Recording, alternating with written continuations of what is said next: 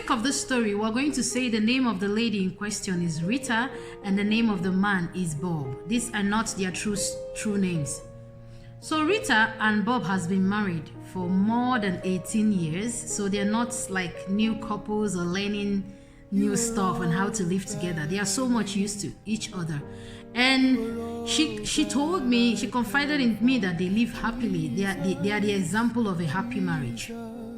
So she said one thing she does every year on the anniversary, which comes every January, is to ask the husband, honey, what would you like me to do for you today? And in most cases, the husband will say, okay, do this and do that. And every time they do that, and it works for them. And the husband in turn also like, well, babe, what would you want me to do for you? And she will say one or two things. And on this year, and mind you, these couples, I'm meant to know that they are Christians. They go to church like me and you, and yeah, they believe in God. So this January, she said she called the husband and she's like, oh, it's that time of the year again. It's our anniversary. What would you like me for me to do to you? So you're going to be so happy. So the husband said, you know what, let me think about it. So he came back and told her, well, I have something in mind. Just I want us to go back to those days when we have lots of fun, when we used to have lots of pleasures from each other. And she was so happy. She's like, that's good thinking. Okay, what have you got? What do you have in mind? So he said, okay, remember those days, back those days when we used to be so happy? And what he meant is them, clubbing like young couples then. They didn't have any children. They just wanted to enjoy their life for a few years of their marriage before they had kids. So then they go to clubs, they get drunk, they do all sorts of things, and they were happy that way at that time. So he said, yeah, I want us to do something like that. And the wife said, oh, that's good, interesting, let's try it out. And he said, but something specifically different. And the wife was like, oh, what do you mean? And Bob said that I've never tried a threesome before, so I would like us to try that. So the wife, first of all, was shocked at the revelation that the husband could even think of something like that. But she's like, oh, okay. Do you have any place in mind? That was her first response. Do you have any place or anyone in mind? She said, oh. The husband said, yeah, why not? I can make arrangements. I can ask some questions because I don't really know. I'm going to ask some questions and find out. So he said, okay. She said, okay, set it up. I'm in. And she said after this discussion, she kind of felt bad that the husband would ask that of her, but she's also saying, you know what, let's just do it. Since he's the man and he's requesting for it, I want him to be happy. I'm going to give in. At that same time, she was having this excruciating pain and jealousy that the husband could even think of inviting someone else. But another part of her kept on telling her, well, if you don't do it, you're going to lose him to people that do it outside.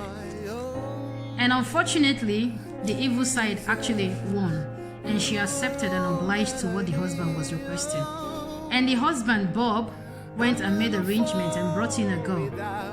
And that girl came and they had fun. They went to a hotel, left the kid on the care of the most senior kid, which is around 17 years old. And there were just 3 of them. So they went out, spent the night in a hotel with that lady. They had fun that night, and that was it. And she said, even though she described it to me as fun, she said it wasn't fun at all, because I kept on looking this girl in a very, very annoying way, as if I should choke the life out of her. But I had to do it because why? My husband wanted it.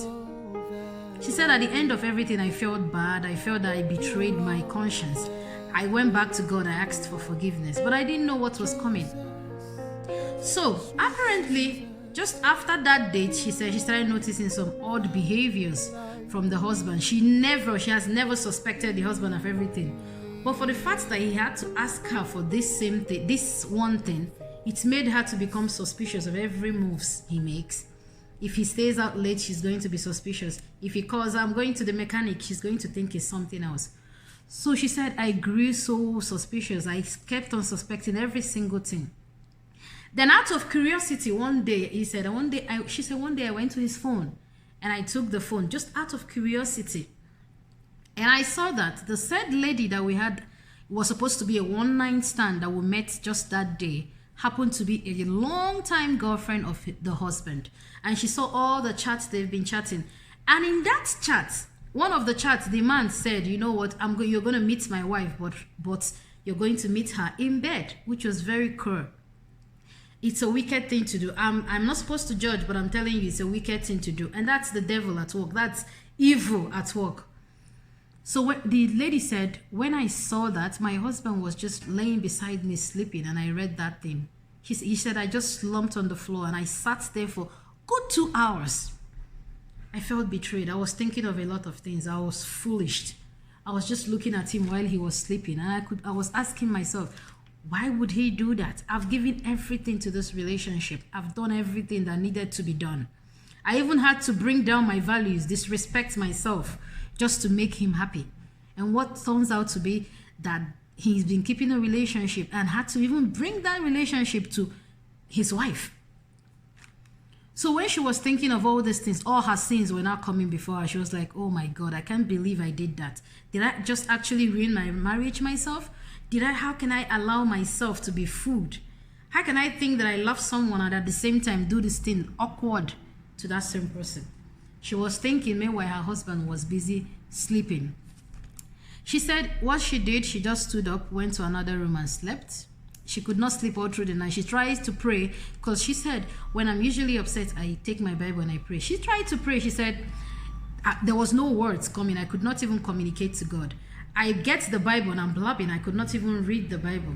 She said, I tried all methods. I tried playing music. I tried dancing. None of them worked. I was so upset.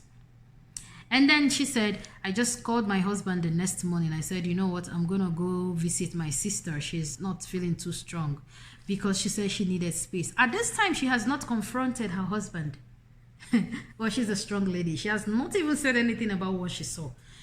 She went to her sister. She didn't tell her sister what's up. She just stayed for 2 days and came back. That was when she confronted the husband. And the husband immediately felt so sorry. He was apologetic. He said he didn't know what came over him. It's the devil. It's the work of the devil. That aside. Then you know what happened? This woman, she said, I told him, I cannot forgive you. I feel betrayed. I'm so upset right now. So we're going to have different room. I'm going to work on myself. So she said, I realized that I gave you the opportunity to do this. So you're not just alone in this. It's the both of us that made a very big mistake. So we're going to work on it together. But for now, I don't know if I'm going to continue with this relationship or not. But I need time alone. She said she went. And all this while, what she was asking God, because now she has the momentum to pray. She has the strength to call on God and look up and say, God, please forgive me. She kept on praying for forgiveness. Now she has recognized that she was part of the problem. That is self-recognition. She has known that, yeah, my husband did this, but I was also part of the problem. I allowed him to take that step. So she said, I was praying for myself. I prayed for forgiveness. And after praying for forgiveness, I felt kind of whole again. And that was when I was able to go to my husband and talk properly like couples. And she said, I asked my husband, why do you cheat? Are we not happy? He said, we're happy. But what did you think I pushed you to cheat? He said, no, you didn't. You've been very nice wife. You've been caring. In fact, you were more than I expected. And she said, then tell me, because I need to know so I will be able to forgive. And he said, it's nothing you did wrong. I cheated because I lost control on the way. It just started with hello, hi, and chatting 1 or 2 days. And just from there, the relationship started. Then why did you involve your wife in the relationship? And she said, I really do not know. Now that we're talking about it, I feel I feel that I've betrayed my self-worth. And I feel that I've betrayed the most important person in my life.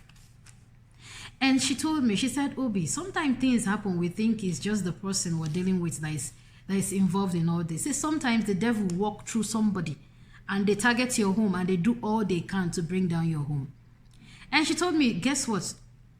What do you think? Did you think that I forgave him after, or did you think that I did not? I said, well, my dear, it's a big deal. I don't know what to say. It's your choice. What did you do? And she said, I forgive my husband, but it took me 3 months. It took me 3 months of constant praying and asking God to give me the grace to be able to forgive him. But I did. At the end of the day, why won't I forgive him? I mean, every day I go out, I err, and I kneel down to pray. I ask God to forgive my sins.